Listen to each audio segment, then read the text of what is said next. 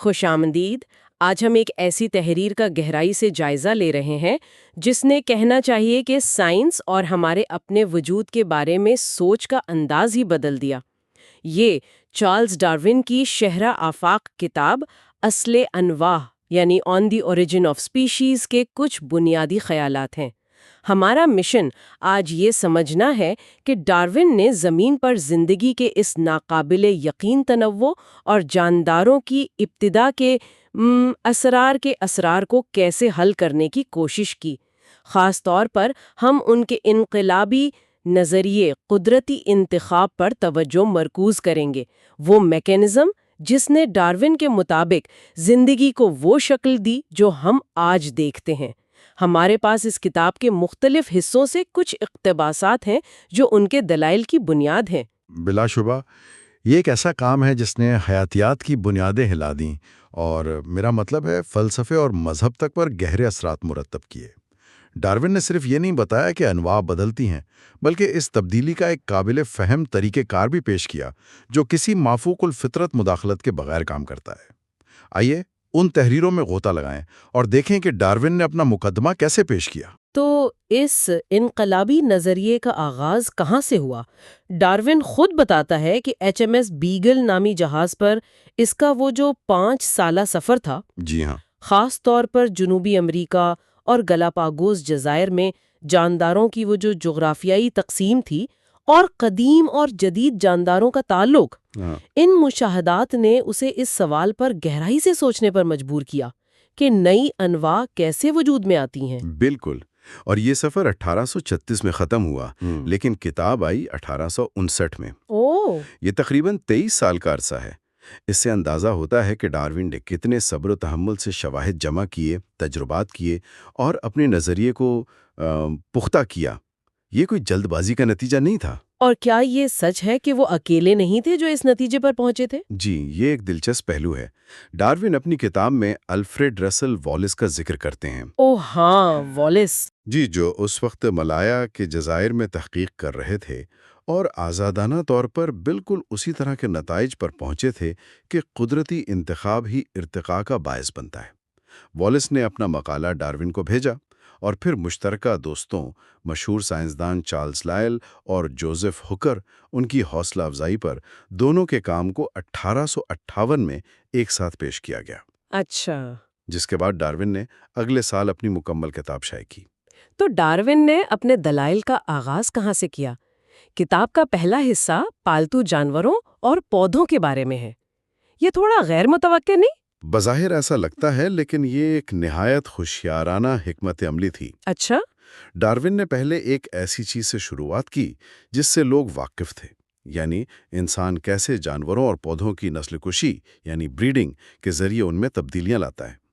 اس نے مشاہدہ کیا کہ پالتو جانوروں اور پودوں میں اپنی جنگلی اقسام کے مقابلے میں کہیں زیادہ تنوع یا تغیر پایا جاتا ہے۔ ویریشن۔ اس کی وجہ کیا بتائی انہوں نے؟ ڈارون کا خیال تھا کہ اس کی بنیادی وجہ ہیں بدلے ہوئے حالات زندگی۔ بدلے ہوئے حالات؟ جی، مطلب پالتو جانوروں کو جنگلی حالات سے بہت مختلف ماحول ملتا ہے، خوراک، تحفظ، سب کچھ مختلف ہوتا ہے، کم یکساں ہوتا ہے۔ ٹھیک۔ اس نے تجویز کیا کہ یہ بدلے ہوئے حالات خاص طور پر جاندار کے تولیدی نظام یعنی ری پروڈکٹیو سسٹم پر اثر انداز ہوتے ہیں، جس کی وجہ سے اولاد میں زیادہ فرق یا تغیرات پیدا ہوتے ہیں۔ انہوں نے یہ بھی نوٹ کیا کہ جنگلی جانوروں کو قید میں پالنا اور ان سے نسل بڑھوانا اکثر مشکل ہوتا ہے۔ ہاں، یہ تو ہے، جو اس بات کی طرف اشارہ کرتا ہے کہ ان کا تولیدی نظام ماحول کی تبدیلی کے لیے کتنا سینسٹیو ہے۔ اور وہ کبوتروں والی مثال، وہ کافی مشہور ہے نا؟ جی ہاں، بالکل۔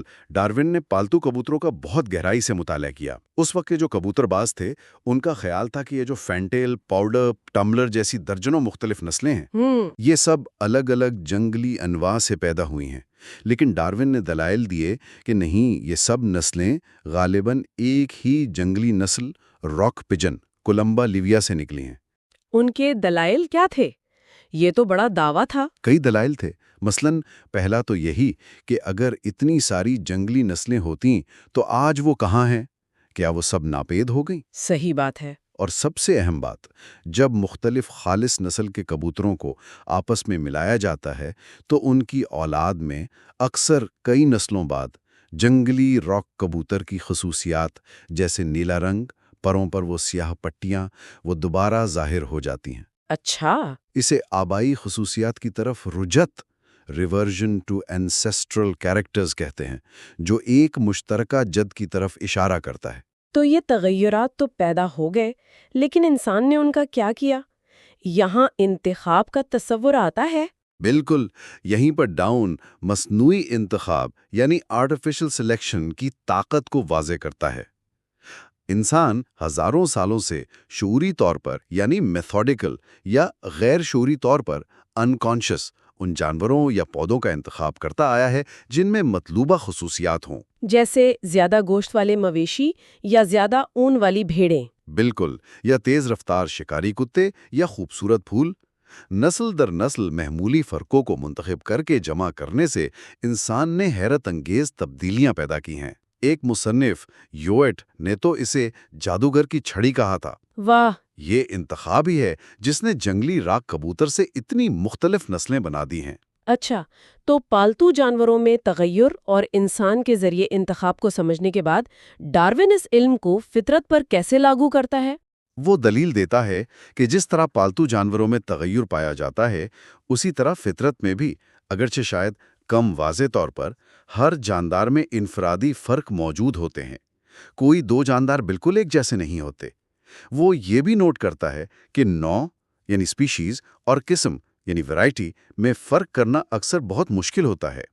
وہ اقسام کو کہتا ہے ابتدائی انواع انسپینٹ اسپیشیز۔ یعنی ایسی شکلیں جو مستقبل میں نئی انواع بن سکتی ہیں۔ بالکل۔ اور پھر آتا ہے جد و جہد حیات، اسٹرگل فار ایگزسٹنس کا تصور۔ یہ سننے میں کافی سخت لگتا ہے۔ ہاں، لیکن اس کا مطلب صرف لڑائی بھڑائی نہیں۔ ڈارون اسے بہت وسیع معنوں میں استعمال کرتا ہے۔ ہر جاندار کی زندہ رہنے اور کامیابی سے نسل بڑھانے کی کوشش۔ بنیادی نکتہ یہ ہے کہ ہر نوع اپنی تعداد جیومیٹری کی رفتار سے بڑھانے کی صلاحیت رکھتی ہے، جیسے ایک پودا ہزاروں بیج پیدا کرتا ہے یا مچھلی لاکھوں انڈے دیتی ہے۔ لیکن ایسا ہوتا تو نہیں ہے۔ جی، حقیقت میں ایسا نہیں ہوتا، کیونکہ وسائل یعنی خوراک، جگہ، یہ سب محدود ہیں اور ہر جاندار کو خطرات کا سامنا ہے، شکاری، بیماریاں، موسم کی سختی، بہت کچھ۔ تو اس کا نتیجہ کیا نکلتا ہے؟ نتیجہ ایک مسلسل مقابلہ ہے، ایک جد و جہد۔ یہ مقابلہ ایک ہی نوع کے افراد کے درمیان بھی ہوتا ہے، کیونکہ ان کی ضروریات ایک جیسی ہوتی ہیں۔ صحیح۔ یہ مختلف انواع کے درمیان بھی ہوتا ہے، جیسے شکاری اور شکار، اور ماحول کی طبعی قوتوں کے خلاف بھی۔ ڈارون کہتا ہے کہ ہم اکثر فطرت کو بڑا پرامن سمجھتے ہیں، لیکن حقیقت میں یہ ایک پیچیدہ جال ہے جہاں ہر جاندار زندہ رہنے اور اپنی نسل آگے بڑھانے کی جد و جہد کر رہا ہے۔ وہ ایک مثال دیتا ہے کہ کیسے انگلینڈ میں سرخ کلوور کے پھولوں کی تعداد بمبل بیز پر منحصر ہو سکتی ہے، اوہ! اور ان بمبل بیز کی تعداد چوہوں پر جو ان کی چھتیں تباہ کرتے ہیں، اور چوہوں کی تعداد بلیوں پر، سب آپس میں جڑا ہوا ہے۔ یہ تو بہت پیچیدہ ہے۔ تو تغیر بھی ہے اور سخت جد و جہد بھی۔ اب ان دونوں کو ملا کر ڈارون اپنے مرکزی نظریے تک کیسے پہنچتا ہے؟ یہیں پر قدرتی انتخاب یعنی نیچرل سلیکشن کا کردار آتا ہے۔ یہ ڈارون کا سب سے اہم اور انقلابی خیال تھا۔ سادہ الفاظ میں قدرتی انتخاب وہ عمل ہے جس کے ذریعے فطرت میں پائے جانے والے تغیرات میں سے وہ تغیرات منتخب ہو جاتے ہیں جو کسی جاندار کو اس کے ماحول میں زندہ رہنے اور نسل بڑھانے میں ذرا سا بھی فائدہ پہنچاتے ہیں۔ یہ انتخاب کیسے ہوتا ہے؟ کون کرتا ہے؟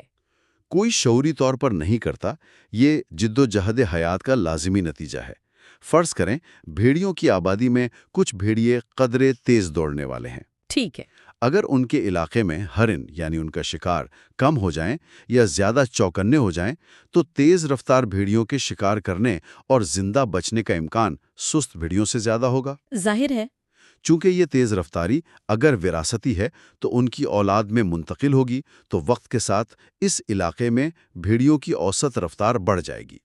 اسی طرح نقصان دہ یا غیر جانبدار تغیرات یا تو ختم ہو جاتے ہیں یا ان کا پھیلاؤ نہیں ہوتا۔ تو یہ بالکل انسان کے مصنوعی انتخاب جیسا ہے، لیکن بغیر کسی انسان کے؟ بالکل۔ لیکن ڈارون کہتا ہے کہ قدرتی انتخاب انسان کے انتخاب سے کہیں زیادہ طاقتور، ہمہ گیر اور مستقل عمل ہے۔ کیوں؟ انسان تو صرف ظاہری خصوصیات یا اپنی ضرورت کی چیزوں کا انتخاب کرتا ہے نا، جبکہ قدرتی انتخاب جاندار کے ہر پہلو پر، زندگی کے ہر مرحلے پر لاکھوں سالوں سے کام کر رہا ہے۔ یہ ماحول کے مطابق بہترین موافقت یعنی اڈیپٹیشن پیدا کرتا ہے۔ اسی ضمن میں ایک اور تصور جنسی انتخاب یعنی سیکشول سلیکشن بھی ہے، وہ کیا ہے؟ جی، یہ قدرتی انتخاب کی ایک خاص قسم ہے۔ یہ براہ راست بقا کی جدوجہد نہیں، بلکہ افزائش نسل کی جدوجہد ہے، خاص طور پر نروں کے درمیان مادہ کو حاصل کرنے کے لیے۔ اچھا، اس کا نتیجہ اکثر موت نہیں ہوتا، بلکہ یہ کہ جو نر ناکام رہے ان کی اولاد کم ہوتی ہے یا بالکل نہیں ہوتی۔ تو اس سے کیا ہوتا ہے؟ اس انتخاب سے نروں میں خاص ہتھیار پیدا ہو سکتے ہیں، جیسے ہرن کے سینگ، یا دفاعی ساز و سامان جیسے شیر کی عیال، یا پھر مادہ کو متوجہ کرنے والی خصوصیات۔ مادہ نسل در نسل زیادہ پرکشش یا طاقتور نر کا انتخاب کر کے نسل کی خصوصیات پر اثر انداز ہو سکتی ہے۔ یہ سب سننے میں تو منطقی لگتا ہے، لیکن ڈارون نے خود بھی مانا کہ اس کے نظریے پر اعتراضات ہو سکتے ہیں۔ ایک بڑا اعتراض یہ تھا کہ اگر انواع بتدریج تبدیل ہوئی ہیں تو ہمیں ان کے درمیان وہ لاتعداد درمیانی شکلیں، ٹرانزیشنل فارمز، فوسلز کی صورت میں کیوں نہیں ملتی؟ جی ہاں، یہ ایک بہت اہم نقطہ تھا۔ ڈارون نے اس مشکل کو تسلیم کیا اور اس پر تفصیل سے بات کی۔ اس کا جواب کئی حصوں پر مشتمل تھا۔ پہلا کہ ارضیاتی ریکارڈ یعنی جیولوجیکل ریکارڈ انتہائی نامکمل ہے۔ زیادہ تر جاندار مرنے کے بعد فوسل بنتے ہی نہیں ہیں، صحیح۔ اور جو بنتے ہیں ان کا دریافت ہونا اور بھی مشکل ہے۔ دوسرا، قدرتی انتخاب کا عمل خود درمیانی یعنی کم موافق شکلوں کو ختم کرتا جاتا ہے۔ کیسے؟ کیونکہ وہ اپنے والدین اور بہتر طور پر موافقت اختیار کرنے والی اولاد دونوں کے مقابلے میں کمزور ہوتے ہیں، تو وہ مقابلے میں پیچھے رہ جاتے ہیں۔ وہ کہتا ہے کہ ہمیں یہ توقع نہیں رکھنی چاہیے کہ ہر دو انواع کے درمیان بالکل بیچ کی کڑی ملے گی۔ اور آنکھ جیسے پیچیدہ اعضاء کا کیا یہ ممکن ہے کہ اتنی پیچیدہ چیز محض اتفاقیہ تغیرات اور قدرتی انتخاب سے بن جائے؟ یہ تو آج بھی بہت سے لوگوں کے لیے ناقابل یقین ہے۔ ڈارون نے خود اسے ایک اعلیٰ درجے کی بے تکاپن لگنے والی بات کہا، اگر اس پر گہرائی سے نہ سوچا جائے۔ ہاں، لیکن اس نے دلیل دی کہ اگر ہم تصور کریں کہ روشنی کو محسوس کرنے والے ایک سادہ ترین خلیے سے لے کر انسان کی پیچیدہ آنکھ تک بہت سے ممکنہ تدریجی مراحل گریڈیشنز گزرے ہوں، بہت سے چھوٹے چھوٹے قدم۔ جی ہاں، جن میں ہر مرحلہ اپنے حامل جاندار کے لیے کسی نہ کسی طرح مفید رہا ہو، تو یہ ناممکن نہیں۔ چاہے ہر قدم کتنا ہی چھوٹا کیوں نہ ہو، اگر وہ فائدہ مند ہے تو قدرتی انتخاب اسے محفوظ کر سکتا ہے۔ اس نے مثالیں دیں کہ کیسے مختلف جانداروں میں آنکھوں کی ساخت کی سادگی سے پیچیدگی تک پوری ایک رینج موجود ہے۔ اس نے اعضاء کے افعال کی تبدیلی، کنورژن آف فنکشن کا بھی ذکر کیا کہ ایک عضو جو ایک کام کے لیے بنا تھا وہ بتدریج دوسرے کام کے لیے استعمال ہونے لگ سکتا ہے۔ کیا یہ ضروری ہے کہ جاندار کی ہر خصوصیت کا کوئی نہ کوئی فائدہ ہو؟ نہیں، ڈارون کہتا ہے کہ ایسا ضروری نہیں۔ بہت سی خصوصیات براہ راست مفید نہیں ہوتی، کچھ ماحول کے براہ راست اثر سے پیدا ہو سکتی ہیں، کچھ آبائی خصوصیات کی طرف رجعت یعنی ریورژن سے، کچھ نمو کے قوانین لاز آف گروتھ یا اعضاء کے باہمی تعلق کوریلیشن آف گروتھ سے پیدا ہو سکتی ہیں، اور کچھ جیسے ناکارہ اعضاء روڈیمنٹری آرگنز، جیسے اپینڈکس؟ ہاں، یا جیسے ویل مچھلی کے ایمبریو میں دانت جو بالغ میں نہیں ہوتے، یا نہ اڑنے والے کیڑوں کے پروں کے نشانات۔ یہ صرف اسی لیے موجود ہیں کہ وہ ان کے کارآمد آباء و اجداد سے وراثت میں ملے۔ قدرتی انتخاب مطلق کمال، ایبسولوٹ پرفیکشن پیدا نہیں کرتا، صرف نسبتاً بہتری لاتا ہے۔ جبلت یعنی انسٹنکٹ کے بارے میں کیا خیال ہے؟ کیا شہد کی مکھی کا چھتا بنانے جیسی پیچیدہ جبلت بھی قدرتی انتخاب سے پیدا ہو سکتی ہے؟ ڈارون کا ماننا تھا کہ ہاں، جبلتیں بھی جسمانی ساخت کی طرح وراثت میں ملتی ہیں اور ان میں بھی تغیر پیدا ہو سکتا ہے۔ اگر کوئی بدلی ہوئی جبلت کسی جاندار یا اس کی کمیونٹی کے لیے فائدہ مند ہو تو قدرتی انتخاب اسے نسل در نسل محفوظ اور بہتر بنا سکتا ہے۔ شہد کی مکھی کے وہ جو مسدس ہیگزاگونل خلیے بنانے کی جبلت ہے، اس کی مثال دیتے ہوئے وہ کہتا ہے کہ یہ موم یعنی ویکس کی انتہائی بچت کرتی ہے، جو ایک قیمتی مادہ ہے جسے بنانے میں شہد خرچ ہوتا ہے۔ اچھا، اس نے دکھایا کہ کیسے سادہ گول خلیوں سے تدریجاً یہ پیچیدہ اور مؤثر ساخت ارتقا پذیر ہوئی ہوگی۔ لیکن چیونٹیوں اور شہد کی مکھیوں میں بانجھ کارکن نیوٹر انسیکٹس ہوتے ہیں جو خود نسل نہیں بڑھا سکتے۔ پھر ان میں مختلف ساخت اور جبلتیں کیسے پیدا ہوئیں؟ یہ تو مسئلہ ہے۔ جی، یہ ڈارون کے لیے سب سے مشکل معمہ تھا۔ اس کا حل یہ تھا کہ قدرتی انتخاب صرف فرد پر نہیں بلکہ پورے خاندان یا کالونی پر بھی اثر انداز ہو سکتا ہے۔ یعنی پوری کالونی پر؟ بالکل، اگر کسی کالونی میں ایسے والدین ہوں جو ایسے بانجھ کارکن پیدا کریں جو کالونی کے لیے زیادہ مفید ہوں، مثلا بہتر دفاع کریں یا زیادہ خوراک جمع کریں، تو وہ پوری کالونی زیادہ کامیاب ہوگی۔ اور ایسے والدین اگلی نسل میں زیادہ حصہ ڈالیں گے؟ جی ہاں، یعنی انتخاب والدین پر ہوتا ہے، ان کی بانجھ اولاد پر نہیں۔ آخر میں ڈارون کن بڑے شعبوں سے اپنے نظریے کی تائید میں شواہد پیش کرتا ہے؟ وہ کئی شعبوں سے دلائل اکٹھا کرتا ہے، اور ان کی طاقت اس بات میں ہے کہ وہ سب ایک ہی نتیجے پر پہنچتے ہیں۔ پہلا، جانداروں کی درجہ بندی، کلاسیفیکیشن کا نظام، جس میں انواع کو جینس کو خاندانوں میں رکھا جاتا ہے۔ یہ ایک قدرتی شجرہ نسب جینیالوجی کی عکاسی کرتا ہے۔ ٹھیک ہے۔ دوسرا، علم ساخت اعضاء، مورفولوجی، یہ بتاتا ہے کہ مختلف انواع میں چاہے وہ کتنی ہی مختلف کیوں نہ نظر آئیں، جیسے انسان کا ہاتھ، چمگادڑ کا پر، ویل کا فلپر، ان کی بنیادی ہڈیوں کا ڈھانچہ ایک جیسا ہوتا ہے؟ بالکل، یہ مشترکہ جد، کامن انسیسٹر کی طرف واضح اشارہ ہے۔ تیسرا، علم جنین، ایمبریولوجی، اس سے پتہ چلتا ہے کہ مختلف جانوروں کے ایمبریو یعنی ان کی نشوونما کے ابتدائی مراحل آپس میں بہت مشابہت رکھتے ہیں، چاہے بالغ جانور بالکل مختلف ہو، یہ بھی مشترکہ وراثت کا ثبوت ہے۔ اور چوتھا، ناکارہ اعضاء، روڈیمنٹری آرگنز کا وجود، جن کا آپ کوئی واضح کام نہیں، وہ صرف اسی صورت میں سمجھ آتا ہے اگر وہ ماضی کے آباء و اجداد سے وراثت میں ملے ہوں، جب وہ کارآمد تھے۔ تو ان تمام مشاہدات اور دلائل کو ملا کر ڈارون نے ایک بہت جامع تصویر پیش کی۔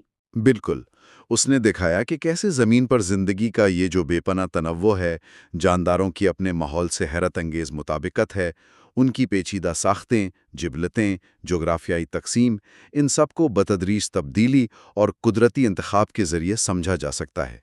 اس نے نہ صرف اپنے نظریے کے حق میں مثبت دلائل دیے بلکہ ممکنہ اعتراضات کا بھی براہ راست سامنا کیا اور ان کی وضاحتیں پیش کی۔ تو اصل انواع نے واقعی دنیا کو دیکھنے کا ایک نیا زاویہ فراہم کیا۔